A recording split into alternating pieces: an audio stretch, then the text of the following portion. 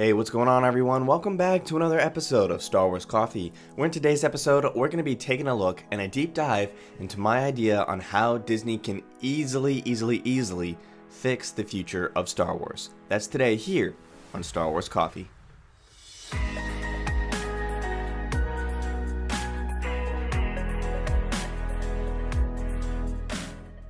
Greetings, Exalted Ones. Greetings to all you Jedi, Padawans, and younglings out there. This is Star Wars Coffee, covering everything you need to know about the latest developments, news, and leaks in Star Wars, and as always, giving you my analysis.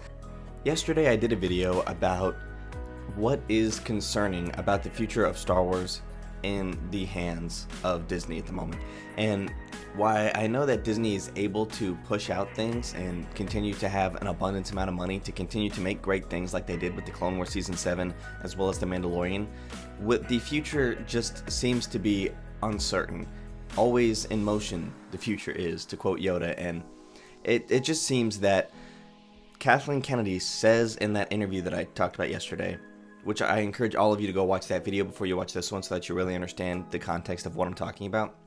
But in that video, here's the thumbnail for it, Kathleen Kennedy said it's ever evolving. The future of Star Wars is ever evolving. Another way to say that is it's always changing and nothing is set in stone. Now you would think that since she also said that she brought up George, and in that interview, like in one of the next sentences, she says she was always trying to absorb his ideas, and that they're just trying to absorb all of his ideas and figure out where they should go post-Skywalker saga. And you would think that since Kathleen Kennedy has known George for years and years and years, how has she not absorbed these ideas at this point? And what would have prevented her from thinking ahead post-7, 8, and 9? At this point, like, it should have been pretty simple, and you should have had a substantial amount of ideas to continue forward. But since then, all we've seen directors come and go. First with Solo, then we've seen undetermined projects come and go, such as the Game of Thrones team, and we've also seen that Rian Johnson's trilogy is either happening or it's not. We keep hearing different things about all of these different things, so it's always evolving. And I don't understand how, after Kathleen Kennedy's been working with George for so long, and how she has this great team of people, which we'll get into in a second, how she has no idea how to continue to move forward. She has a well of canon characters to dip into. Even if she wanted to continue with the sequel trilogy and continue to milk that for a while, she can do that. She has Kylo Ren, she has older Luke, she has older Leia, she has older Lando, she has Poe, Finn, Rey, all of these characters. That could be the next animated series in that timeline. And it's not even hard. All she has to do is go and watch channels like mine and find out what you guys want, because I am a fan. We talk to each other. We know what we want. A lot of things I've been hearing are an old Luke show. All Mark Hamill has to do is voice work, which he's very good at doing because he voiced the Joker for so long. Not only does she have a well of canon characters she can dip into, she has a well of Legends characters she can dip into. They've already been bringing some of these characters back, as well as ideas from Legends back into the current canon. Example, when people said that Palpatine coming back was just a cop-out, and whoever said that they wanted the Legends back, I would like to inform you that Palpatine came back like 3 times in Legends, and that he didn't die in that either. And all of that is, suffice it to say, here is my very simple, easily executable solution. Are you ready? It's 2 words. Ready? Dave Filoni. Dave Filoni. That's the solution. How can it not be the solution? It's so obvious. The apprentice of George Lucas, who appears to me has been granted the rank of Jedi. He essentially has the rank of Jedi, and he has now been given the rank of Master by everyone. But he has not been granted to the council.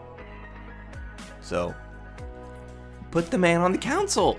Just put the man on the council. Do it. Put him on the council. Give the man the power. Unlike Anakin, we know he won't turn and abuse the power trying to do things.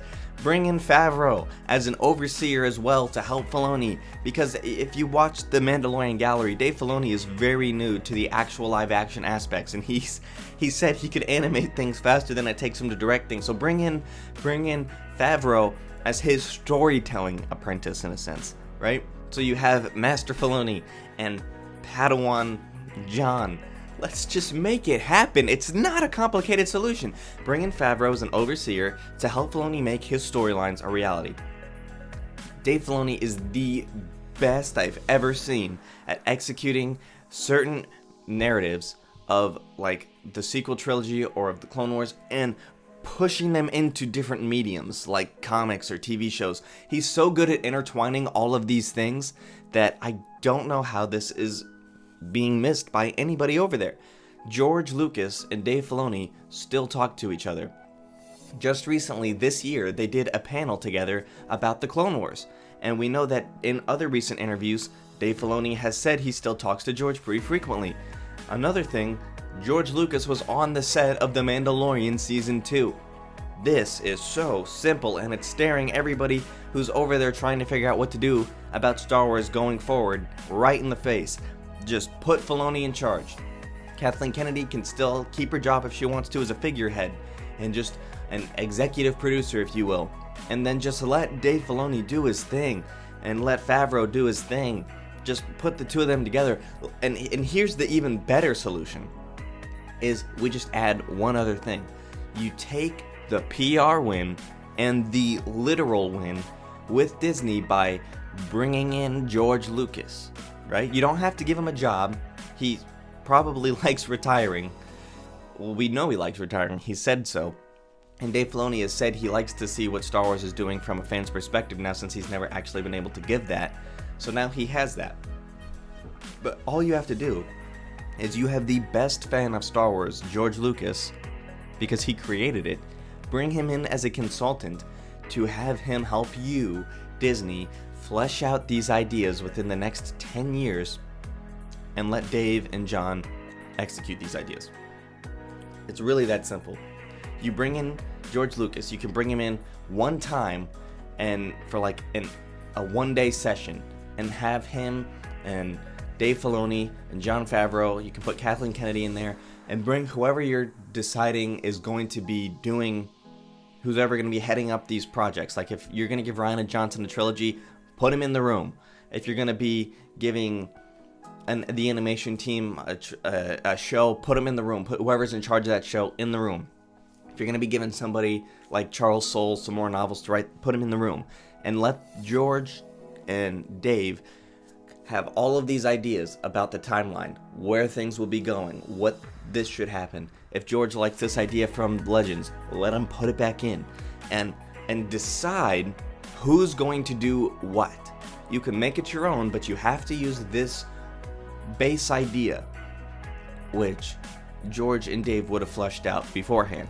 So if you want to give, let's say, Knights of the Old Republic a thing, you can do that. Dave and George could say, okay, we're going to do this. This is going to be your story. Who wants, Ryan, you're going to do a trilogy. You're going to do this. Here is your basic plot beat to do whatever you want in between. Right? So you can have this massive win all around by concreting the next 10 years of Star Wars content, letting us all have something to look forward to. You can get the win with the original trilogy, prequel trilogy fans who don't really like Disney's Star Wars. Give them a win knowing that George Lucas had a major hand in pushing the next years of Star Wars down the line. And you can have the even bigger win with everybody by putting Filoni, granting him the rank of master and putting him on the council. That will be the biggest win.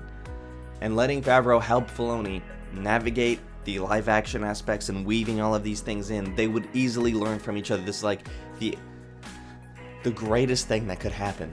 And I don't see how it's not staring them right in the face. And it's not that, it's so obvious. Just please do it. If anybody at Disney is watching this, I will happily talk to any of you and help you guys make this a reality. But let me know what you guys think in the comment section down below. Thank you guys for watching. May God bless you, and may the Force be with you always.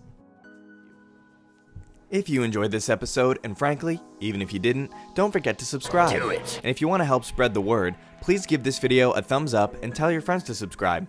Please check out the official Star Wars Coffee merchandise, and don't forget to check out all of the content playlists on this channel, including The Rise of Skywalker, The Mandalorian, and much more.